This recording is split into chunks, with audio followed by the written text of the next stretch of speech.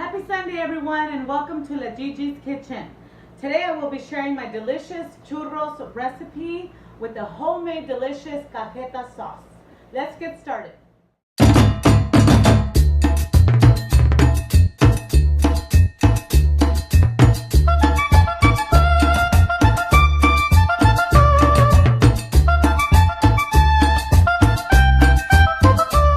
And the ingredients for the homemade churros are 2/3 cup of all-purpose flour, a 1/4 stick of unsalted butter, 1 cup of water, a pinch of salt, 2 teaspoons of sugar, 1 egg, and oil for frying.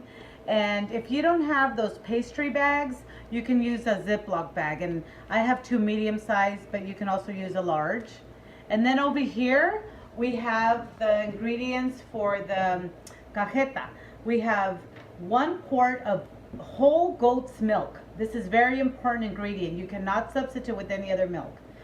You can do 1 cone of piloncillo, but if you don't have piloncillo, you can use dark brown sugar.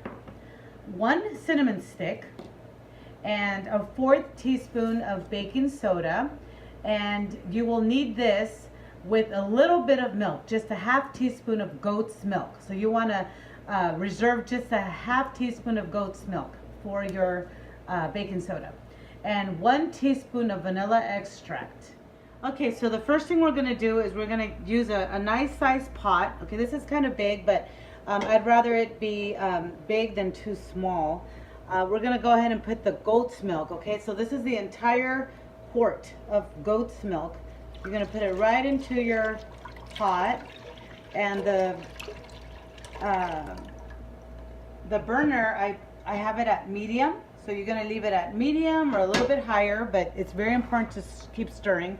Here is your packed brown sugar, dark brown sugar, and your cinnamon stick. Okay, and basically this is all that we're doing, and we're just going to occasionally stir it, and it needs to simmer just a little bit. As soon as it starts to simmer, I'm going to remove it from here and add that baking soda with that little bit of goat's milk that I dissolved in this little cup here. Okay, so that's going to be added in just a little while, as soon as it starts to simmer. Okay, so now my pot has simmered. This is the goat's milk with the dark brown sugar and your cinnamon stick.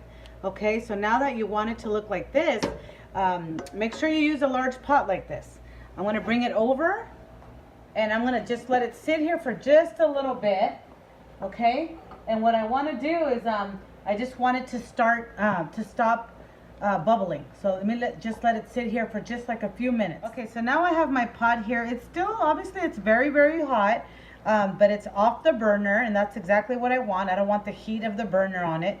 And here we have, remember the baking soda with that little bit of goat's milk? Okay, so this all will go in here. And let's see what it does. Here, I like to just grab a little bit just to get everything out of it. Okay, there we go.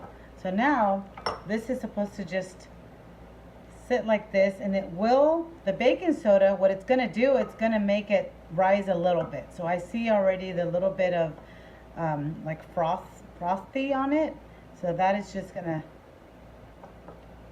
okay, yeah, I already see it kind of rising just a little bit.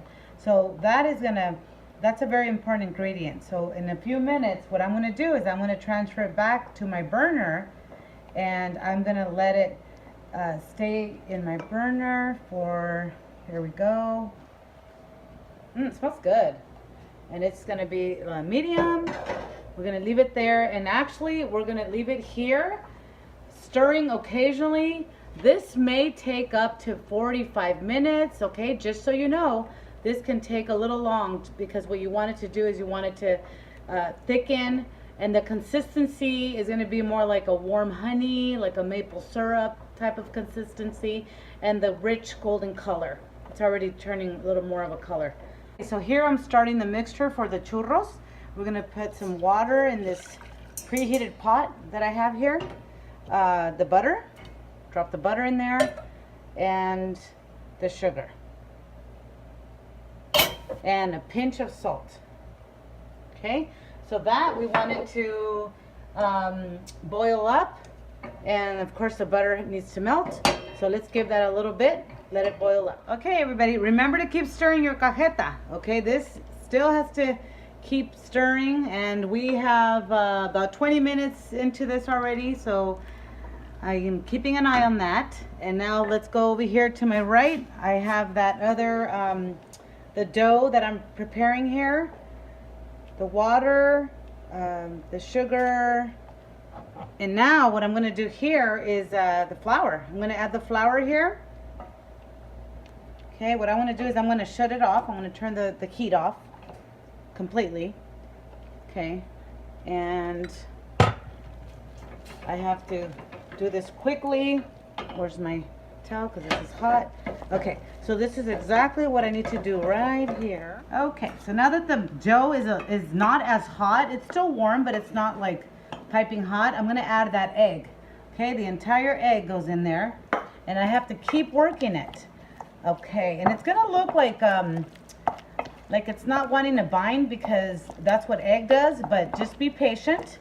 Be patient, and it will. It will. Oops. Flying dough. Okay, so what I'm going to do here is I'm just going to transfer it to just a little working bowl. Oof. All right, let's get all of this in here. All the egg and everything. Okay, just a quick tip, maybe if you want to transfer it to a bowl before you add the egg, that might be easier. Okay, so as you can see, it's already binding together, and that's exactly what you want it to do. You want it to bind together. If you are having trouble with the wooden spoon, a wooden spoon is recommended. If you're having trouble, you can get your mixer out a little bit and mix it up with that if you want. But see, as you can see, all you need is a wooden spoon. This is exactly what it should look like. Okay, and now I just want it to, ooh, that looks nice. Looks nice and mixed up. Okay, so I'm just gonna let it sit here and let it just cool down just a little bit before I put into my little bag, or if you have one of those pastry bags with the tip, that's awesome. I don't, so I'm just gonna improvise, and I just want you to see how you can improvise with a Ziploc bag. Okay, the first thing you would notice here is the change in color, and it is starting to thicken. I've been doing this for about 45 minutes, okay? So depending on your pot and the heat of your stovetop, the time will change. So it should take about, it looks like I'm gonna be here for an hour and 15-minute total. Okay, now I'm turning this off. This is what you have, believe it or not. That whole amount of milk has evaporated, and this is exactly what it should look like. And what I'm gonna do is I'm gonna pour it into this shallow bowl so that it can cool down. It's very important that it cools down. Okay, and you do not, I'm just gonna leave the cinnamon stick in there for a little bit until I need to remove it. But that looks really nice. And once it cools down, we're gonna pour in that vanilla. But let's let it cool down completely. So now I have my Ziploc bag, and as you can see, I cut a little bit of the tip of the Ziploc bag. But again, if you have a pastry bag, or maybe even like a cookie press with a tip, that'll work too. And you wanna just, shape it like this, and let's go for it on the hot oil. All right, and you might want to double the recipe. This recipe is probably for like 2 servings. It's not a lot of dough, so just double it up. It's fine. Just double it up. And if you use a Ziploc bag, make sure you use like a really hefty one. Okay, and then you just want to fry them for them to be golden brown like this. Okay, and then once they're fried, I do have a mixture of cinnamon and sugar, and just to your liking, just go ahead and add a little mixture there, and this is what they should look like. And I always just leave them in there till I'm ready to pull them out. Okay, and then just let these fry. Okay, just keep them in there till they get golden brown.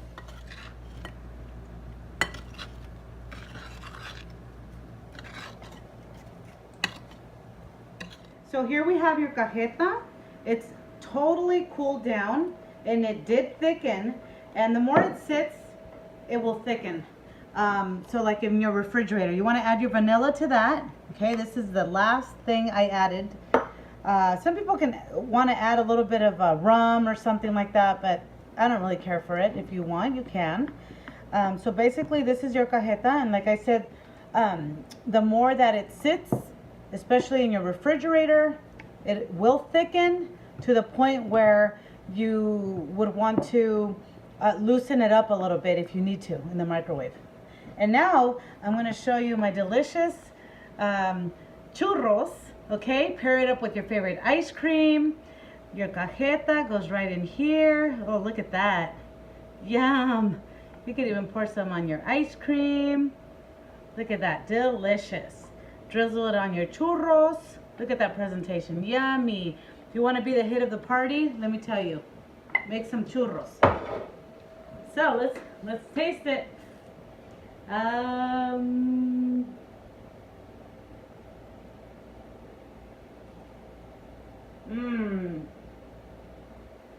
Melt in your mouth, good. Delicious. Don't forget to follow me on Instagram. Subscribe to my YouTube channel. Please share and like. And most importantly, make it with your friends and family. And post a picture. Thank you.